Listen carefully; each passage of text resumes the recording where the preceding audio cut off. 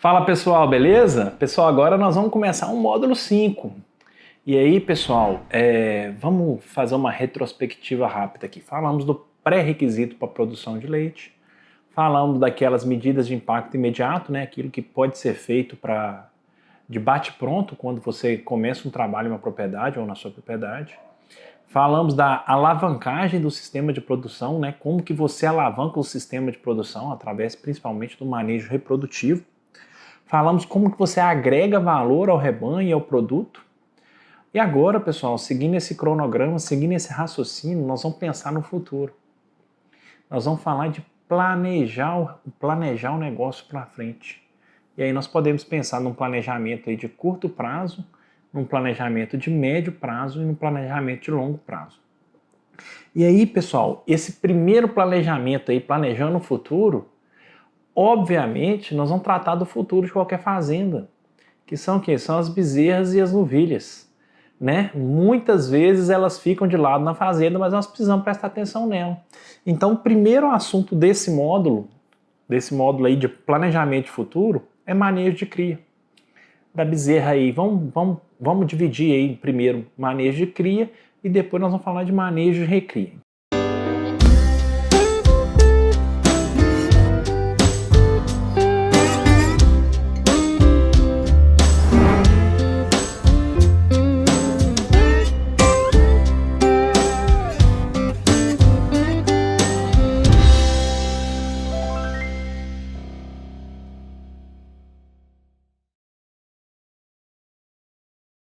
Então, pessoal, falando de cria e recria, vamos começar com os primeiros cuidados com a bezerra recém-nascida.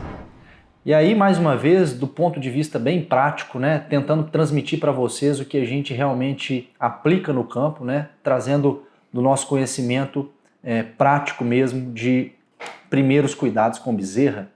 Primeira coisa que a gente tem que saber é que a bezerra ela começa a ser formada durante a gestação e, obviamente, a gente tem que primar pela qualidade de vida da mãe, né? A mãe precisa de conforto, de alimentação adequada para que o feto possa se desenvolver bem, né? E ele tenha uma gestação tranquila. Então, vários estudos provando que a gestação ela pode interferências na gestação, né, negativas, pode trazer consequência para a bezerra e para a futura vaca, principalmente na primeira lactação. Então, pessoal, a bezerra acabou de nascer, primeira coisa que a gente tem que fazer, né, qual a primeira tarefa nossa é fazer a cura do umbigo. É através do umbigo que muitas infecções, né, do organismo da bezerra acontecem, né? Muitas as infecções ascendentes via coto umbilical, né? E a gente precisa lembrar que a bezerra ela nasce sem nenhuma imunidade. Por quê? Porque a placenta bovina ela não permite a transmissão de anticorpos, né, via corrente sanguínea materna para fetal. Então a bezerra ela precisa da imunidade passiva para adquirir uma imunidade transitória, né, durante os primeiros dias de vida. Então, voltando no umbigo, o primeiro cuidado é não manter o umbigo mais do que 2, 3 horas em contato com o ambiente sem uma solução, né, antisséptica que possa proteger aquele coto umbilical de bactérias, micro-organismos que estão ali no ambiente. E a gente vai fazer essa cura de umbigo de uma forma bem simples. A gente pode utilizar aí uma tampinha de mata-bicheira ou um copinho coletor de mastite e embeber todo o coto umbilical, né, até a base dele mesmo, inclusive molhando ali a base do coto umbilical durante 15 segundos. Essa cura ela é muito importante que aconteça pelo menos durante 7 dias, né, para que esse coto umbilical realmente seque, né, e feche e caia. Então, a cura de umbigo é o primeiro passo, né, o primeiro cuidado com a recém-nascida. O segundo passo, pessoal, e aí nós já comentamos anteriormente, é transferir para a bezerra a imunidade que ela não teve durante a gestação adquirida, né? Então nós vamos transmitir através do colostro.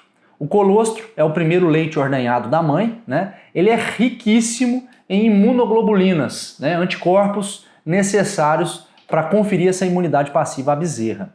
Além do mais, o colostro é rico em gordura, em energia, né, necessárias também para a mantença da bezerra nos primeiros dias de vida. E o que a gente precisa também entender é que uma recém-nascida ela não consegue produzir calor necessário para manter o corpo em homeostase. Ou seja, precisamos tomar cuidado em manter a bezerra num local livre de vento, de umidade, de chuva e tentar secá-la o mais rápido possível, né? A bezerra ela nasce e os líquidos de parto precisam ser realmente secos ali, ou pela vaca, ou se for de repente uma bezerra já transferida para um bezerreiro, é importante que a gente tenha algum mecanismo de secagem dessa bezerra. Algumas fazendas nós já implantamos, pessoal, e aí eu pulo da vaca, berçários com aquecimento através de lâmpada incandescente. Isso é extremamente importante nas primeiras horas de vida, né? As bezerras passam por esse berçário, ficam ali por volta de 1 a 2 dias, até que elas consigam ter capacidade, né, de produzir calor suficiente para manter, né, a temperatura do corpo nos níveis ideais. Então, vamos fazer a colostragem dessa bezerra.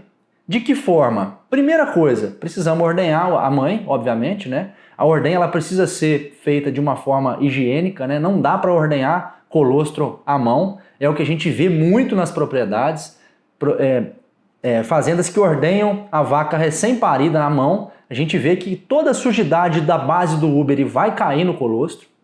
Então, ao invés da gente estar conferindo imunidade para a bezerra, a gente está administrando uma sopa de bactérias nessa bezerra, né? Então, precisamos ter uma condição boa para se fazer uma ordenha desse colostro. Se a propriedade não tem ordenha mecânica, que a gente faça uma higienização desse úbere bem feita para minimizar, né? Eu não digo nem eliminar, mas para minimizar essas sujeiras, né? Essa sujidade, essa contaminação do colostro. E depois de ordenhar o colostro, é muito importante que a gente meça a qualidade desse colostro. Nós sabemos que existem colostros de diferentes concentrações, principalmente de densidades de anticorpos, né? Então nós precisamos medir a qualidade desse colostro. Geralmente novilhas possuem colostro de menor qualidade e multíparas, né, vacas de mais crias possuem colostros de alta qualidade. Então existe no mercado, né, um equipamento que a gente chama de refratômetro Brix, que ele mede densidade de qualquer substância líquida, né? E para o colostro a gente tem, né, na literatura o nível aceitável de qualidade, né? O nível básico de qualidade aí. Então a gente, com 2, 3 gotinhas, né, a gente utiliza esse refratômetro e afere a qualidade desse colostro. Um colostro considerado bom é o colostro acima de 25 graus Brix, né? Hoje, na verdade, nós temos preconizado colostros acima de 28, 30 graus Brix, né? Ah, André, mas e aquele colostro que não tem qualidade e a gente não tem condições de fornecer outra coisa para a vaca, para a bezerra? Existe também no mercado colostro em pó, né? Que a gente consegue enriquecer aquele colostro que ainda não possui lá os 28, 30 graus Brix, né? Então a gente tem disponível no mercado esse colostro em pó, né?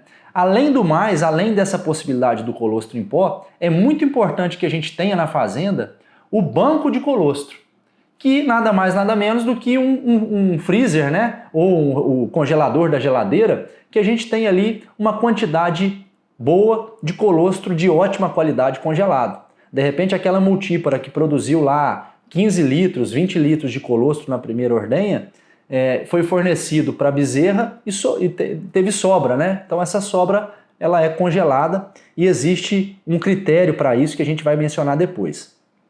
Então, voltando na bezerra, a gente vai medir a qualidade desse colostro e nós vamos fornecer para essa bezerra, pessoal, 15% do peso vivo desse animal. Ou seja, se a bezerra pesou 30 quilos, nós vamos fornecer para essa bezerra 4,5 litros de colostro. Ah, André, é muito colostro, essa bezerra não aguenta mamar isso tudo. Não tem problema, pessoal. A gente fornece o que ela consegue ingerir e depois o restante a gente administra via sonda oral, certo? Então nós precisamos ter esse treinamento e passar esse treinamento para a equipe da fazenda, né? Nós precisamos realmente administrar o colostro que a bezerra não conseguiu ingerir.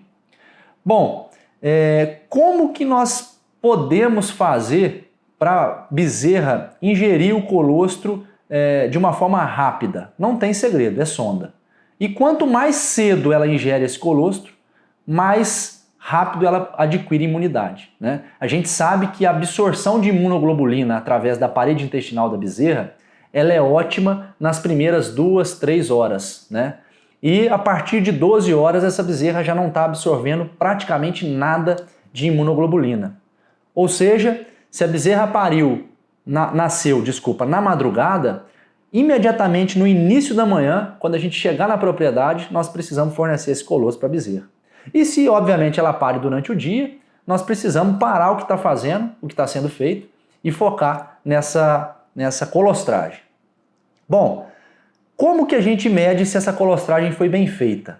48 horas, mais ou menos, após o fornecimento do colostro, a gente consegue, né, através do acesso venoso, coletar um tubinho de sangue dessa bezerra, né, através do soro, né, esperar dessorar e através do soro, mais uma vez utilizando o refratômetro, medir a densidade daquele soro sanguíneo, certo?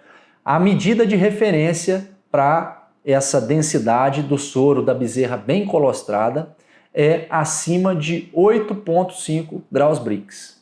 Ou seja, pessoal, a bezerra foi bem colostrada se no soro sanguíneo dela nós encontrarmos acima de 8,5 graus Brix. Beleza?